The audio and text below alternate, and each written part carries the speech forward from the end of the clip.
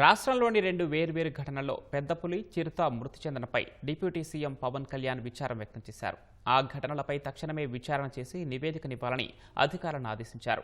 పర్యావరణ సమతుల్యతలో వన్యప్రాణుల సంరక్షణ ప్రధాన అంశమని, వన్యప్రాణుల రక్షణను ప్రతి ఒక్కరూ బాధ్యతగా స్వీకరించాలని పవన్ సూచించారు.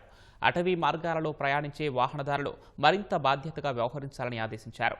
అటవీ సరిహద్దు మార్గాల్లో ప్రయాణించే వాహనదారులు నిబంధనలు ఖచ్చితంగా పాటించేలా చర్యలు తీసుకోవాలని చెప్పారు. అడవులు, వన్యప్రాణి సంచార మార్గాలకు సమీపంగా ఉన్న జాతీయ రహదారులు, రైల్వే లైన్ల వద్ద ప్రమాదాల నివారణకు పటిష్టమైన చర్యలు చేపట్టాలని అధికారులకు ఆదేశాలు జారీ చేశారు. ఇలాంటి ఘటనలు పునరావృతం కాకుండా హైవే అథారిటీ, రైల్వే, పోలీస్ శాఖలతో పాటు జిల్లా యంత్రాంగం సమన్వయంతో చర్యలు తీసుకోవాలని పవన్ సూచించారు. స్పీడ్ గన్లు, ఏఐ ఆధారిత సీసీ కెమెరాలు వినియోగించి పరిమితికి మించి వేగంతో వెళ్లే వాహనాలపై జరిమానాలు విధించాలన్నారు.